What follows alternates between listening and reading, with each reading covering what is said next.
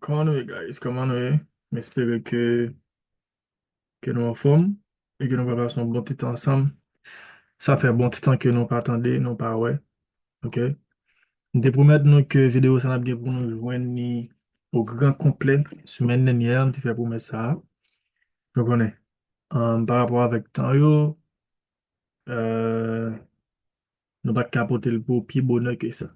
Donc je dis à nous décider pour nous porter vidéo ça pour que nous pensions qui a utile ou qui a aidé ou non domaine ça que ou yé ya.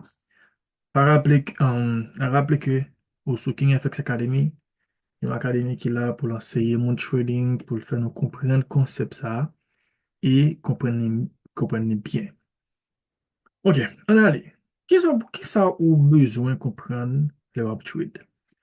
Il y a un facteur clé qui est important dans n'importe analyse que vous fait le web trade. C'est facteur, ça ne va brûler liquidité. Liquidité. Mettez comme ça. OK. Liquidité, c'est un facteur clé parmi facteurs clés qui gagnent dans n'importe résultat, analyse que vous besoin de joindre. Si vous pas comprendre liquidité, eh bien, vous manquez un gros bagage. Si vous êtes capable de dire comme ça, dans le langage pas noir. Qui ça qui est liquidité? Liquidité, c'est tout côté qui gagne cob et tout côté que vous devez éviter que vous mangez cob. Attendez bien. Liquidité, c'est tout côté qui gagne cob, l'embarre de stop loss. En même temps, tout, liquidité, c'est tout côté où doit éviter mettre stop loss pour que monsieur ne pas manger. Est-ce que nous pouvons éviter stop loss? Nous ne pouvons pas éviter stop loss dans toute intégralité, sinon qu'une table trade sans stop loss, mais non, nous sommes capables, comme si éviter nous fait trop stop loss. Les stop loss qui venu obligatoire, on pas qu'à courir pour yo. Mais de côté que on met stop loss, on va bon menti, là, pas gain sorti de là, très probable pour que yo prend stop loss ça. Par exemple, on toujours dit que plusieurs façons ou capables, um, ou capable d'identifier liquidité dans le market là. Il y a un paquet de façons capables ou les codes de liquidité. Yo. Toujours dis nous que modèle pattern ça yo, c'est de modèle pattern qui viennent avec liquidité que yo yé. OK? En bas toute zone ça yo, c'est liquidité. Toujours dis nous ça. Donc, l'important pour nous bien comprendre le concept ça. En bas toute zone ça yo, c'est liquidité et puis en les toute zone ça yo, c'est liquidité. Donc, comment nous voulons ça? Nous voulons ça uptrend. OK? Nous voulons ça c'est un uptrend, market la file monter. OK? Il y a liquidité en l'air, il y a liquidité en bas. Donc, là, nous avons uptrend, market la gagne tendance pour la ramasser les puces liquidités qui trouvent en l'air, yo. OK? Et puis, la quitter ça en bas, yo, pour le prendre tôt ou tard. OK. Um, quelle autre façon nous sommes capables d'identifier la liquidité dans la market là? Comme paquet d'autres façons. OK? Modèle, ça, autour, c'est côté qui chargé avec liquidité. Sur tête, d'abord top, ça, yo, OK, c'est le côté qui chargé avec liquidité. Donc, tout côté, ça, yo, c'est liquidité. Donc, automatiquement, nous, ouais, modèle pattern, ça, yo. Donc, nous-mêmes, dans KingFX Academy, nous pas enseigné, yo. OK, nous pas enseigné modèle pattern, ça, yo. Nous enseignons façon pour identifier, yo, et pour courir loin, yo, et comment pour tuer, yo, tout. OK? Donc, but, vidéo aujourd'hui, hein, c'est enseigner plus sur liquidité et comprendre le concept ça, et puis placer stop loss dans le côté qui pas gagné en liquidité. OK. Comment on quoi, comment on quoi, comme si déjà identifié que les liquidité là, mais comment on a venir pour ramasser liquidité ça? Eh bien, il est clair. Dans un double top comme ça, vous gagnez deux, deux extrémités ça, yo. OK? Qui ça qu'on pas quelqu'un qui a tendance faire? Yo gen tendance, OK? Placer trade yo dans zone ça là.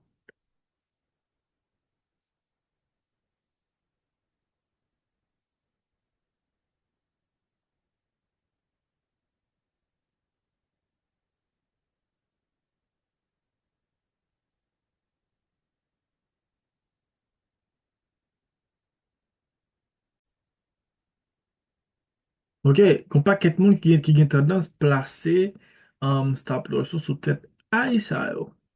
Donc, le kon sa ke sa pal pase au final, market la ap monte pran tout stop loss sa yo.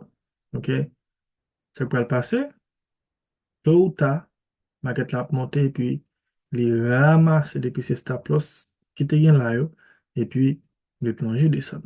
Donc, pas du pas konen le sa, donc nous même nous enseyo baray sa yo bien. Ok, on a regardé, on dit que vous avez un stop loss là, avec on a regardé ça, on a regardé là, on dit que vous mettez stop loss là. Mais là, vous faites stop loss. Ok, là, vous faites stop loss. Côté ça vient pour là, là, vous venez major. Ok, ok, là, vous venez major. Donc, là, va gagner sorti de là. Ok, on a allé dans la market là, qu'on a là pour nous, ouais, ça que nous ap eseye fò kompren nan. Ok? Sa ke nan eseye fè ou kompren nan. Li ekstremman important. Pou kompren ni, ya, li ekstremman important pou kompren sa. Nan ap eseye moutrou pou kompren nan. Ok. An fon ti... Mhm. Ok.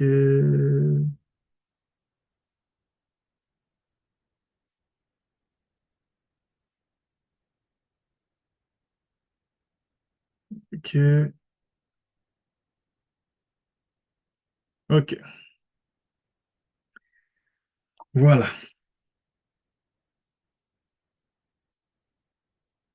Si nou ap ben gade, nap analize market sa. Ok? An nou di tet nou ke nap analize market sa ki devan nou. Voilà. Ki sa nou bezwen gade? Nou bezwen identifiye d'abord le te genyen double top la an kote ou bien de ay an kote ki reaksyon market la te genyen fas avek de ay sa yo. Deja se fò kompren ou bien fè ou identifiye de ay sa yo ki plase kom likidite e pi montre ou koman market la li men li pren likidite sa. So ap bien gade wapwe ke nou genyen de ay la. Ok? Nou gen 2 ay la. Sinan nou ta frame ki ankor pi ba. Ok. Wap ka ou samdi an pi kler. Ok. La nou te genyen 2 ay. Pwes gen te gen 2 ay, sorry. Ki sa nou e maket la toune vin fe apre? Li retoune, li vin pran likidite sa te plase sou tet ay sa yo. Koman l pran likidite ya? Se sa ki important pou mwen. Ok, ou fin montre m koman gen likidite kote pou m identifiye likidite yo. Men koman pou m fè konen ke li pren likidite ya deja. C'est ekstremman important. Don, monte l pa se monte ya. Ou di mwen se desen ni desen la. E pi l retoune an le ya. Ok? Li monte pi ou de ay sa waken de gen ken ou li likidite ya. Se ekzakteman sa ke l vin fè. Ouais? C'est exactement ça que vient fait. Il vient ramasser depuis ces liquidités qui étaient gagnées dans le marché. OK? C'est ça le vient fait. Sorry, guys. OK? Mais c'est ça que le vient fait. Il vient ramasser depuis ces liquidités qui étaient gagnées dans le marché. OK? Des ça qui étaient gagnées. Là, nous venons former un troisième, ouais, un troisième. Eh bien, ça lui-même, mèche ça, qui ça vient faire? Il prend liquidité, hein. Ou après, automatiquement, il fin prend liquidité, hein. Qui ça le fait après? Il plonge descend. Ouais,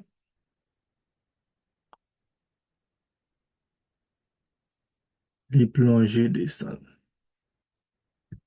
Il plonge descend, automatiquement, il fin prend liquidité, hein.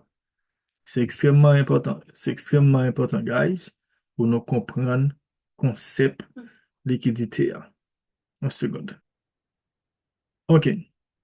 Donc, il est important pour nous comprendre le concept de liquidité. OK.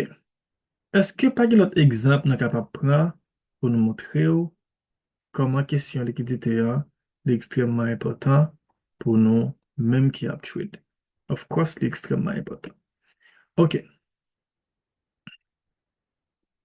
On a regardé toujours. OK. On regarde toujours. Nous sommes montrés là, pour que nous avons gagné des double top. OK. De high qui était même hauteur. Et puis, nous avons monté. Ils ont ramassé les liquidités et puis, ils ont plongé descendre. On continue ensemble avec vous plusieurs autres façons pour capable d'identifier la liquidité et puis là où est zone ça dans cette pour dedans sinon qu'il n'y a aucun manger. OK. Si nous observons bien là, guys, n'a pas que sous tête zone ça là encore, nous plein I qui égal. Qui ça qu'a passé avec I ça yo? Market là, normalement, les doigts monter, OK? Les doigts monter, viennent ramasser depuis ces liquidités qui en laissent là, et puis pour le plonger descendre après. On nous regarde pour nous. Ouais.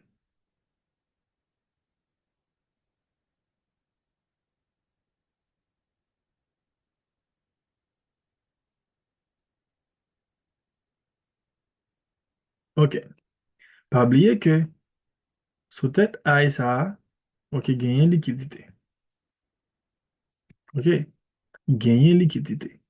Donc, comment moi, je faire pour éviter que les gens. Donc, qu'est-ce que je fait? Au lieu que je me dis tête moi, OK, là, c'est un supply zone. Et puis, qui ça me fait? Moi, prends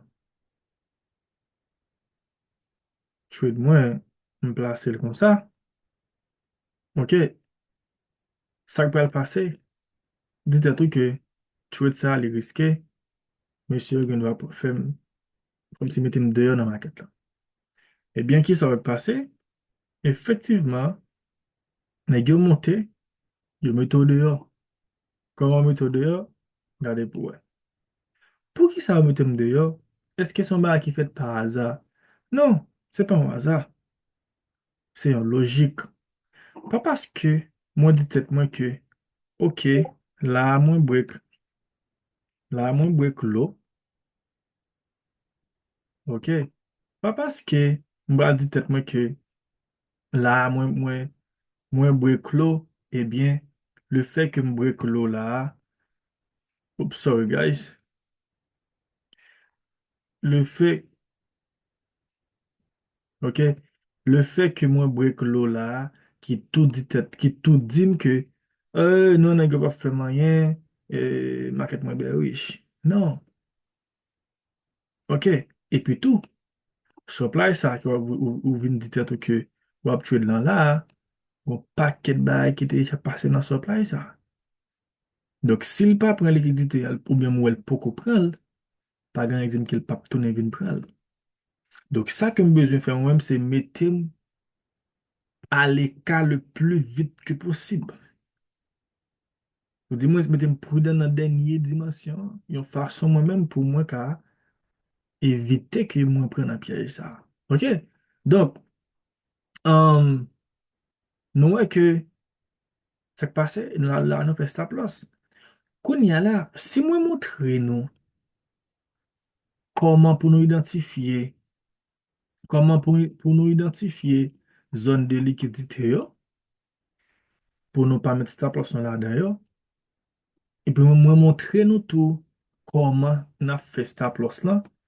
OK? Dans qui façon monsieur a bin, ou du moins market là a bin manger stop loss noir. OK?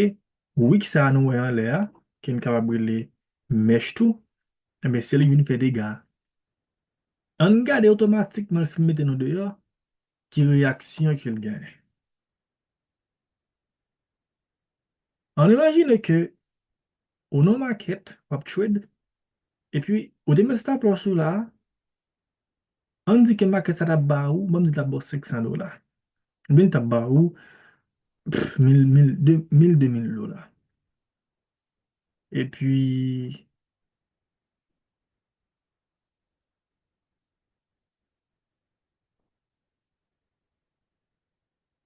et puis, les just monter pour un stop loss là, et puis regarder côté le descendre. Qu'est-ce qu'on dit tête ou? Ou dit tête ou, waouh, pas de chance. Non, bah, qui pas marché pour moi, qui s'allié. Ok, est-ce que c'est moi qui, bah, me fait pas comprendre, s'allier? Of course, on ne doit pas comprendre ça qu'on va faire, c'est logique. Mais quelque part, concept ça, on pas maîtriser le bien, concept liquidité. Hein. Parce qu'on pas de chance, pas de chance dans la vie. Tout ce que c'est ça pour qui sur la vie ou c'est son travail pour lui, on dit comme ça, non, degré moindre. Eh bien, si vous te on va mettre ça pour souvent là, ou t'attendre pour le fin prendre la liquidité, hein, vous devez chercher côté pour sécuriser ça, stop loss. Quand il y a les films pour stop loss là, qui ça moi-même moi qu'a fait dans telle situation? C'est important. Pas oublier, non? Moi dis, les films pour stop loss là, on a qui ça qu'a fait qu'on y a. On va effacer tout bagaille. Ok. Les pour stop loss là, qui réaction que m'ka gagné? Qui ça m'ka fait? On regarde pour nous, ouais, ça nous doit faire.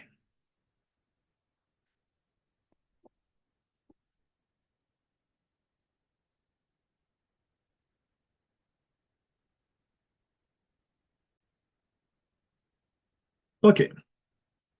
Si vous bien regardé, on va voir que les films pour stop loss là, regarde côté le descend. Ah, on va prendre là, moi. Qu'on y a là qui ça ouais qu'il bat. Regardez bien que au début paquet, l'eau en bas là, qui ça le fait? Il passe, il écrase tout net en général. Là, maquette nous, il est complètement bearish. OK? Marché nous en bearish. Donc, si maquette nous en bearish, qui ça nous doit faire? Quelle décision que nous devons prendre? Bon, bah, comme toujours montré étudiant, dans n'importe circonstance que y a font setup, bon, bah, qui est primordial. Premièrement, il doit identifier BOS qui est gagné dans trend yo. Deuxièmement, moment de yo, pour yo marquer pour moi dernier high, OK, ça nous relève point maximum nan, avec dernier low qui vient dans market yo, ou bien dans chat yo, ça nous relève point minimum. Trois barres ça, c'est trois barres qui est important pour moi. Comme on a pris les lignes ça qui nous mettent dans les ça, les coups de sweep, OK, les coups de sweep. Automatiquement, là, il faut parler liquidité en l'air ça là. Supply moi là, les 60-70% sécurisé. Attendez bien. Automatiquement, là, vous avez monté, vous prenez la liquidité sous tête à ça octet là, eh bien, cette supply zone que vous prenez après qui a été fait sweep liquidité, hein, les sécurisé de 60-70%. OK? Ça veut dire son supply qui plus ou moins inspire confiance. C'est ça que je suis capable de dire en réalité. OK. Moi, toujours dit que nous devons marquer BOS nous, hein. Mais BOS nous, hein, pour maximum nous, côté n'a besoin dans I ça que nous gagnons là, OK? C'est lui même nous les point maximum, non? OK? C'est côté nous t'es sorti pour nous arriver dans le niveau ça que nous arriver en bas. Et puis, dernier lot que nous te gagné, ça que nous relais point minimum. OK. Là, nous mettons fait un gros parti dans le travail là. OK? Nous commençons ce setup nous bien et qui ça nous été pour nous faire un setup nous comme là. Automatiquement, nous finissons gagner 3 jusqu'à 4 barres ça yo. N'a pas gagné que me pas écrit en l'air qui c'est sweep là. Quand on pral regarder pour moi, nan supply zone moi qui ça que me gagne. Mwen toujou rekomande ke kote n soti an, gade pou we ki sa ou genyen nan supply zone ou a. Supply nou ap soti la, sa pale an pil. Ok? Donk, kounya la, kesyon m ka pose ou se, Ki sa ka fe supply sa li tradable kontreman avek supply sa? Sa ka dim ke negyo pap monte, ok, depase zon nan, menm yo te monte ou te depase la. Ba yon ken garanti a 100%. Men selman m konen, mwen gon teori ke m dwe aplike, tout kote ke mwen te gen yen likidite, e ke maket la monte, l gen tan pren likidite sa, e ke li brek lo ou bien li brek ay, e ben kote ke m sot pren likidite, yon negyo pa gen tere pou yal depase l ankon. Tande bien, negyo pa gen tere pou yal depase l ankon. Sa me di pa la, le negyo soti an le ala ou pren likidite sou tet ay sa, e pi yo file desan, yo pa gen intere pou yo monte pi ou ki ay sa ki yo te gen. Se sa exactement ke m vle di. Ki intere ki yo genyen, an prinsip smart money, supply sa ki yo genyen le ala, seconde.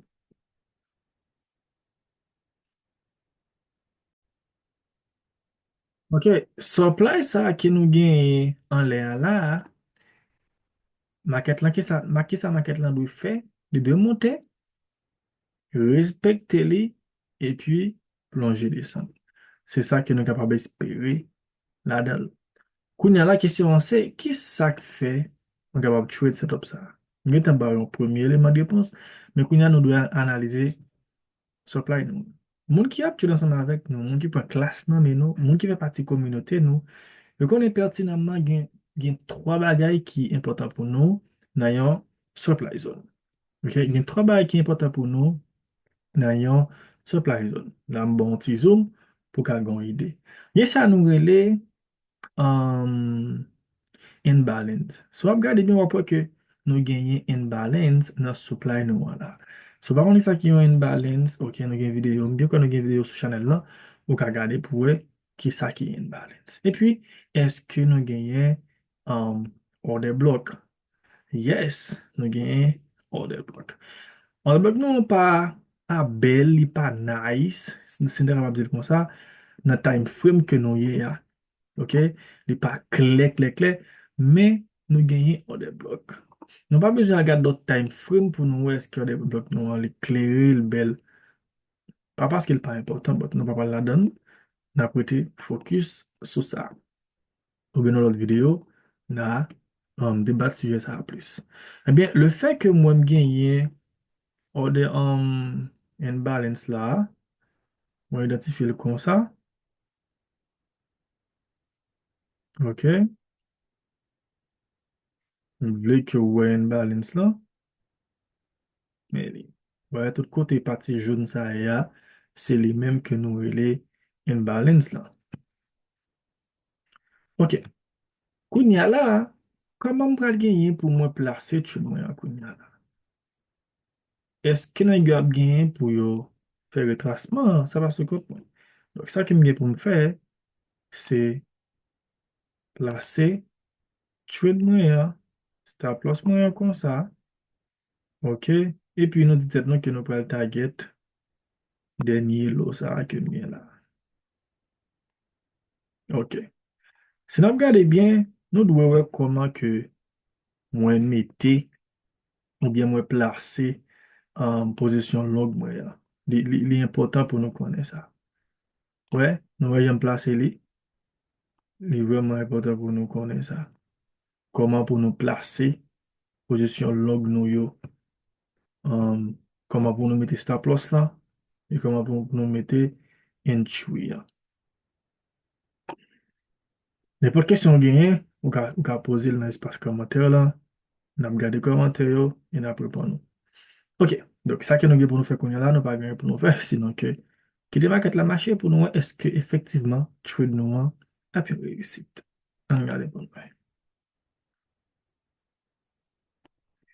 De dire que liquidité, c'est un barrage qui est extrêmement important. Effectivement, dans ce moment-là, trade nous est activé.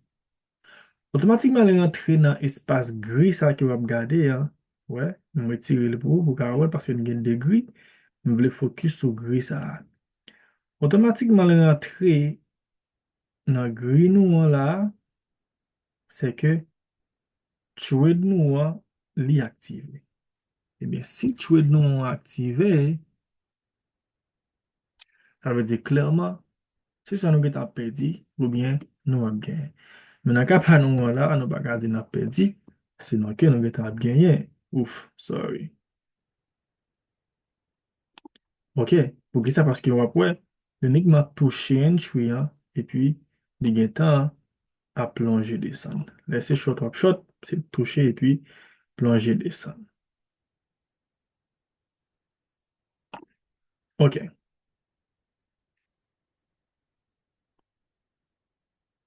ok, nou pon ti zoome, wak ap gon ide de koman wap pale. Wala li gen tan rentre nan supply zone la. Ok, dok ki na ki sa nou bezwe fè, nou di tet nou ke nou pral target ay sa kom full take profil. Point minimum nan. Denye ay, sorry, di ay, denye lo sa nou pral target li kom denye lo ke te kreye. E sa kon do konen se ke an ba lo sa gen likidite. Ok, fok li vin ramase li pi se likidite, li te genye an ba lo an, ok, e pi le sa li men, nou retire tet nou. La konen sa vou l fè apre, men nou men nou retire tet nou. An nou suiv koman sa. Ok, atensyon. Sou son moun ki bagen ke, la wap nan soti, nan chwed la. Pou ki sa, map ekspliko sa apre. Men koun ya la an nou fokus sou eske nap fè stop loss avek eske nap soti avek profit. Nap fokus sou sa.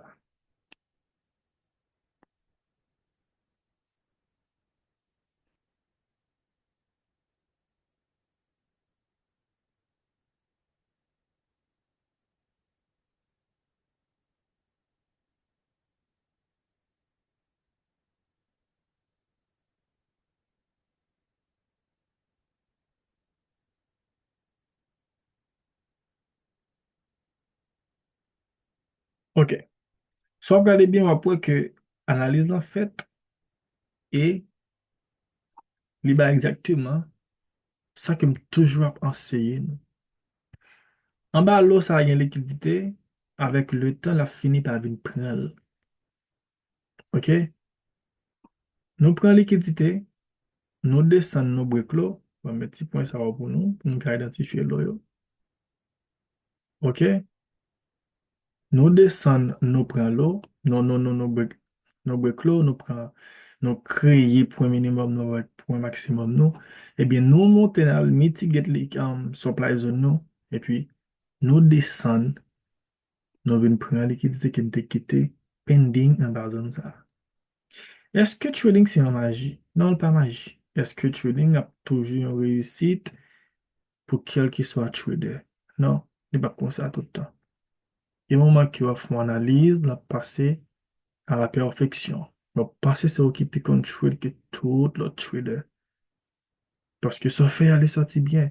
Li pa yon magi le kon sa. Se sa ki wap apren. A mous ki wap fel par aza. Men mwen men mwen toujou mwande nou pou nou apren trade. Pa trade paske wap moun ap trade pou pase ke son ba ke la fe kwen yon bolet la jwe. Non. Mwen te kontan.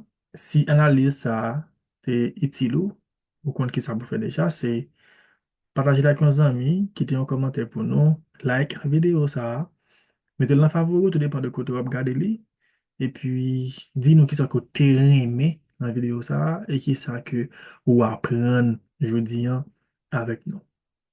Mersi, nap praze nan lot video.